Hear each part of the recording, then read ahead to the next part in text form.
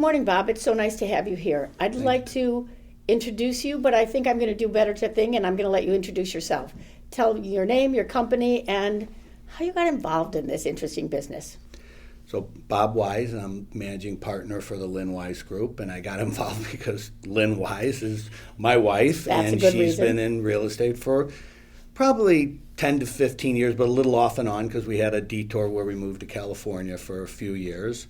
And I got involved after my last company. We looked at each other and sort of said, with my operations experience and her desire to want to build a team, and but didn't really want to run a team, that it might be a good opportunity to do that. And she was very interested in mentoring people and working with young agents and bringing agents on, but if had somebody to help on the back end and manage the people and the systems and bring on technology and help them in all those areas, it's been a good relationship. I've read some of the things that you've written to me, and one of the things that stood out to me is before you did this, you did a fair amount of research. Yeah. Talk a little bit about the research you did before you decided that this might be a good idea.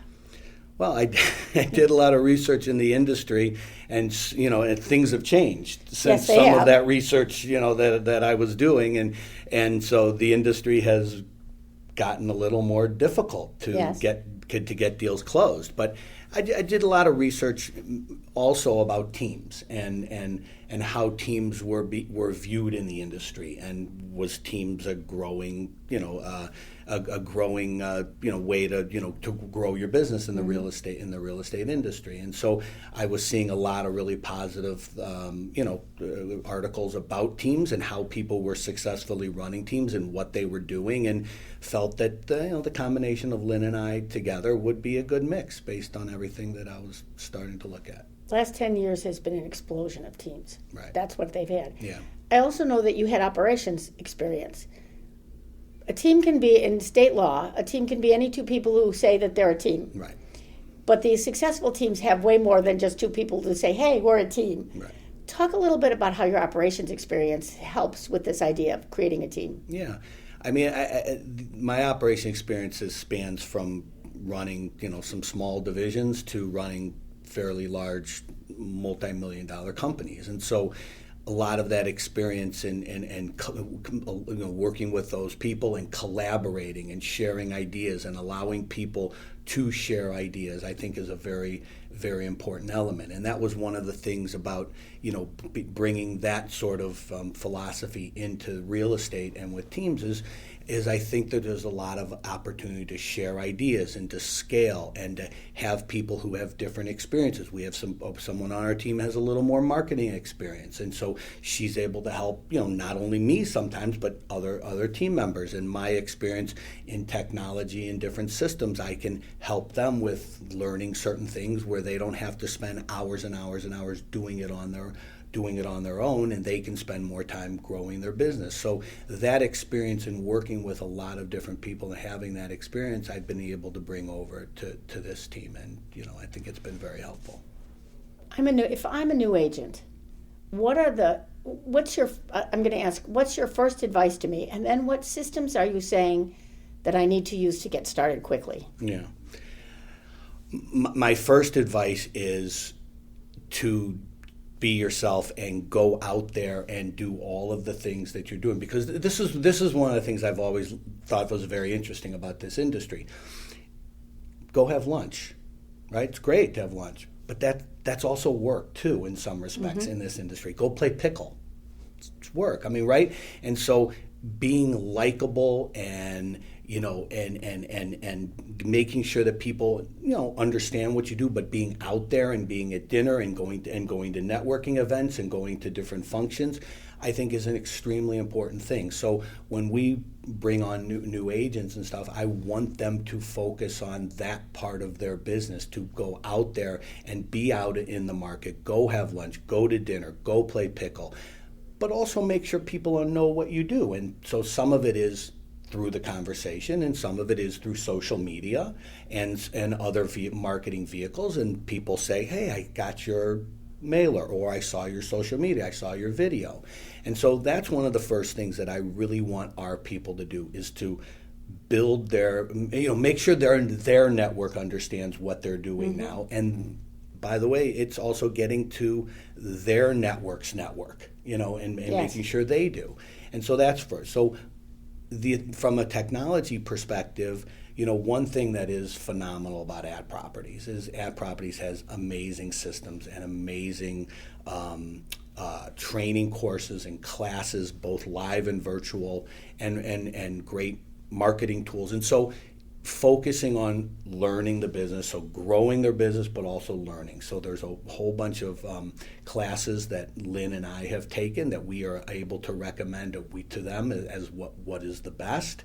And some of them are virtual, some of them are live. And so they use a lot of the technology in there to do that, and they have a very good CRM to help build that business and get out mailers and get out So it's really a focus on the building of the business first, and then when you have a deal and you focus on things like the deal management system and DocuSign, which are all sort of behind the scenes. I want them to learn that stuff, but I'm there to help them. I can do a lot of that for them. I can take a lot of that pressure off of them. I don't think that's the most important thing for them to learn as they're entering this business. Someone asked me in my last class, said, I'm overwhelmed. This was new, this was orientation. These were brand new people. I'm overwhelmed. So I need someone to tell me what I should do and what to learn. And I'm standing in front of the room and I'm thinking, okay, that's a big chunk to ask me to tell you what to do in 15 seconds that I have time to do this. Right. And I finally said, all right, I'm going to give you a piece of advice. This was so low tech. I said, take 5 business cards every single day, put them on your phone, and don't go home until the next day until you've given those business cards out. Right. Because your first job when you start is to build contacts. It's to network. It's to let people know you're in business. Exactly. I said, and here's another low-tech one. Go buy yourself a fleece that says, and I'll use your company, Ad Properties on it. Mm-hmm. So when you're out and about, right, people recognize that you've changed from one job to a different job. Sure, great idea. Those were, and I said, you understand that what I'm getting at is your core responsibility this first year is to do anything that will get you in front of people to say, who do you know that needs to buy or sell real estate? Everything else is nice. Mm-hmm. That's the core thing that you must do. And I could just see her sort of go, oh, okay, I can do that. But she was getting overwhelmed with the DocuSign and all these other things that you're talking about. Right. Yeah. Yeah, and I couldn't agree more. And it's a great point. That's one of the things my background really helped me in, because all of the companies that I've been a part of, most of them, had a very decent sized sales force, but very much of a sales focus. Inside teams, outside teams, but we were very big on having account managers and people to help those salespeople, so they could focus on building the business, on closing deals, and yes, that's the most important thing. That's why ultimately, you go into business for different reasons, but at the end of the day, this is your business. This is what you have to do to stay in business. This is what you have to do. Yes. And so taking some of those other pressures off them so they can do all of that I think is extremely important. Something that a team can help with a lot. Okay. Well, you sort of alluded already to the market has changed from when you decided to do this to when you're doing it now. Right. What are the biggest changes you're seeing in the market right now? I think there's a number of things. There's a lot of obviously conversations about commissions and things, and I think that is going to be have impacts from changes, but I don't think that's causing as much of any of the issues right now. I think some of the biggest things right now is the lack of inventory. I think that's the number one thing.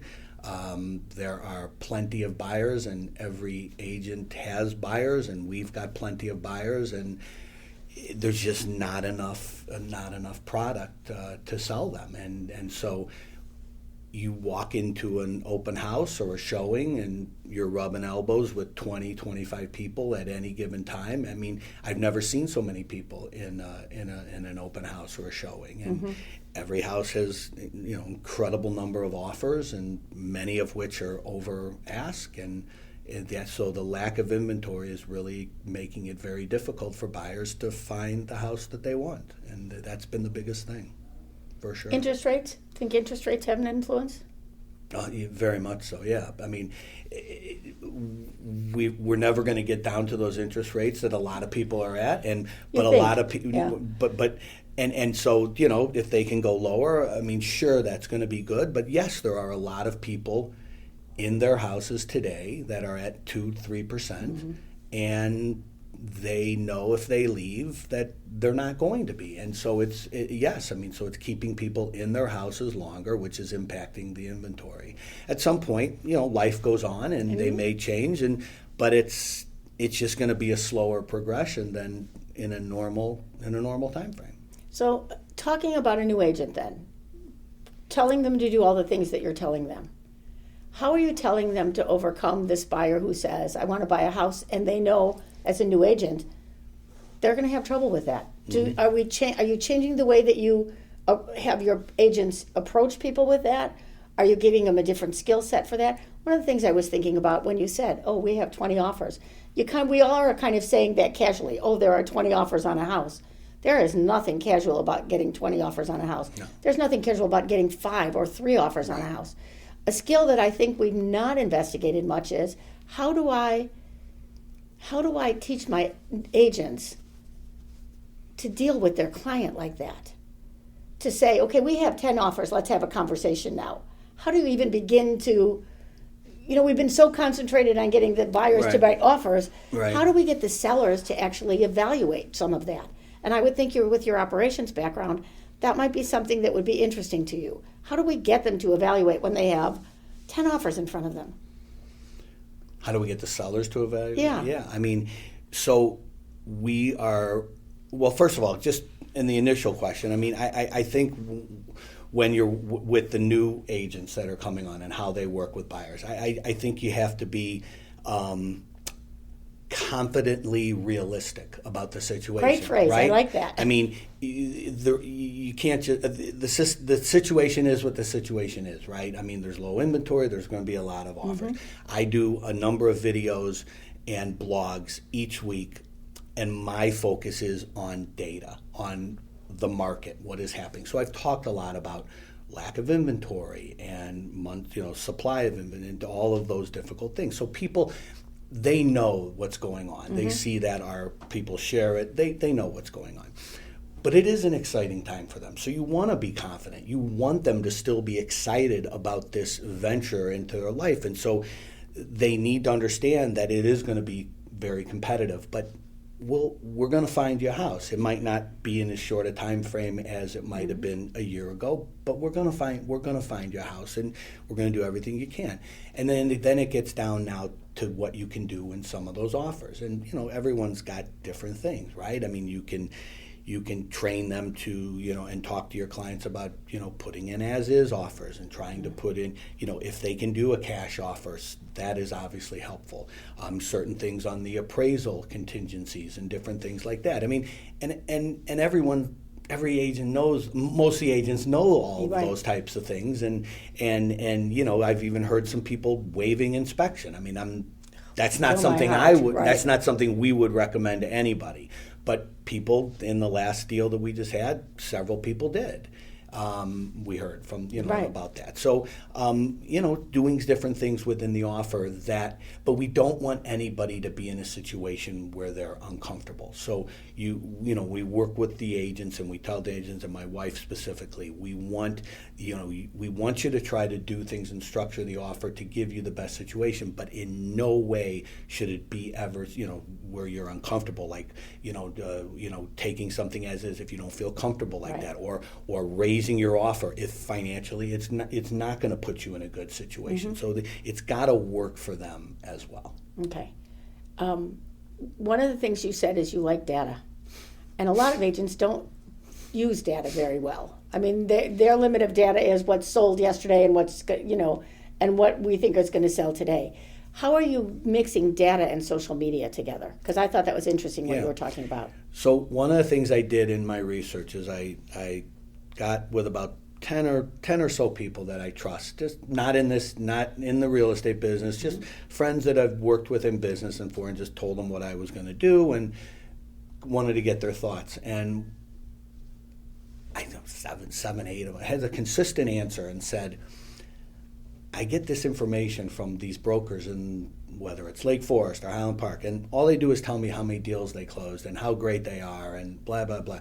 But no one's telling me, like, what's going on in this market? Like, what should I expect? What are the housing values? What is, all of that stuff? And so I took that to heart and said, let's try to find a way where where you could communicate what's going on in the market and in different situations. So I look at a lot of reports. I get a lot of stuff from RPR. I spend a lot of time getting the market reports out of there and InfoSparks in some different places, and I look at that data and I do 1 minute video, 1 to 1.5 minute videos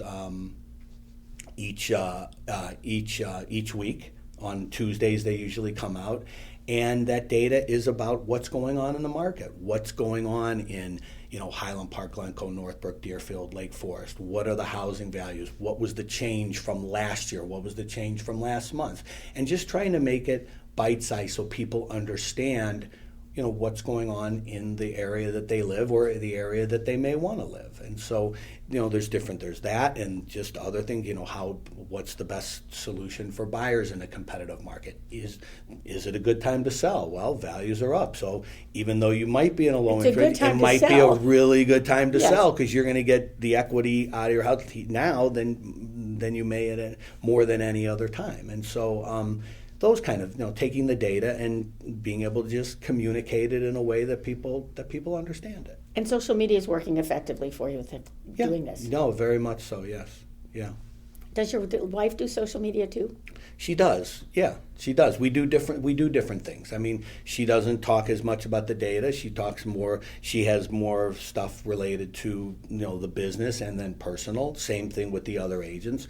But the other people share the data stuff and the videos and the blogs, and we use them very effectively in that way. Okay. Mix it up a little bit. I'm going to change a little bit. You're on my education committee, the NASBAR's education committee.